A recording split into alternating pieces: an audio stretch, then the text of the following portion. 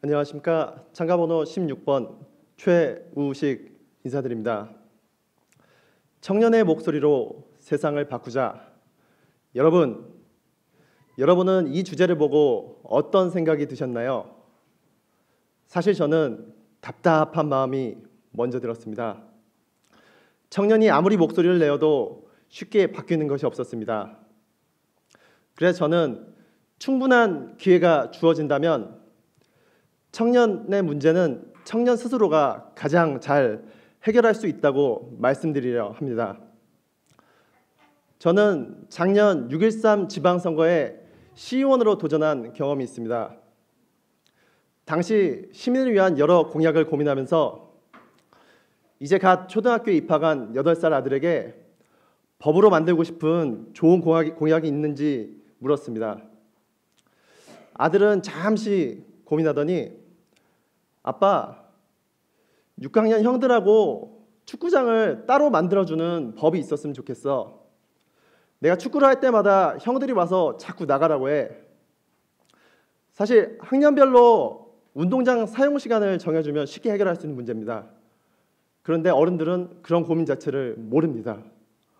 어른들도 틀림없이 아이와 같은 나이에 같은 고민을 했을 텐데 그런 고민을 지금은 잊은 것입니다. 아들의 이야기 덕분에 저는 시의원에 출마하고자 했던 저의 결심을 되돌아볼 수 있었습니다. 저는 전주에 농구장을 짓고 싶어서 시의원에 출마했습니다. 비례대표 순위결정 연설이 있던 날 저는 정말 많은 준비를 해서 300여 명의 민주당 상무위원 앞에서 일장 연설을 했고 제 연설은 거기 있는 많은 사람들을 놀라게 했습니다. 그 이유는 제가 연단에 서자마자 울어버렸기 때문입니다. 울컥만 했었어야 했는데 다 큰 어른이 정말 부끄럽게도 펑펑 울어버렸습니다. 순수한 마음으로 그 자리에 섰지만 누구도 저의 이야기에 관심을 기울여주지 않는다는 외로움에 울었습니다. 어렸을 적 저의 고향 전주에는 쌍방울이라는 야구팀이 있었습니다. 유년기에 저에게 많은 추억을 선물했습니다. 그런데 IMF가 터지고 모기업이 부도가 나면서 하루아침에 사라졌고 어린 저는 큰 충격을 받았습니다. 그런데 2016년 같은 일이 또 벌어졌습니다. 전주에 있는 KCC라는 농구팀이 낡은 농구장을 신축하여 주지 않는다는 이유로 수원으로 연고지를 옮기겠다고 결정한 것입니다. 이 소식을 들은 저는 야구팀이 없어졌는데 농구팀마저 사라진다면 어린 친구들이 얼마나 많은 상처를 받을지 걱정이 됐습니다. 당시 서울에서 변호사 활동을 하던 저는 생업을 접고 전주로 내려가서 농구팀의 연고지 이전에 반대하는 시민운동을 펼쳤습니다. 근데 문제는 농구장이었습니다. 농구장 신축에는 수백억 원의 예산이 소요가 되고 이를 위해선 지역 정치인들의 결단이 필요했습니다. 어떻게 하면 정치인들을 설득할 수 있을까 고민했고 그 죽을 힘을 다해서 시민 10,000명의 서명을 받았습니다.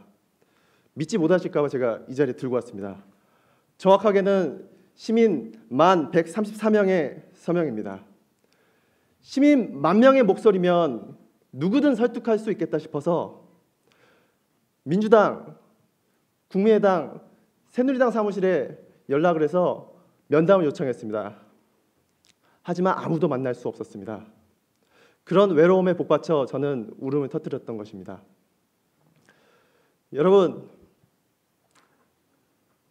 저의 농구장 이야기 그리고 아까 말씀드린 저희 아들의 축구장 이야기 여기서 공통점을 찾으셨나요? 그 남의 일이 아니고 바로 제 일이기 때문에 깊이 고민하고 용기 있게 행동할 수 있었습니다. 정말로 대한민국 청년의 미래가 고민인가요? 앞인 청년들이 고민인가요? 그렇다면 부탁드립니다.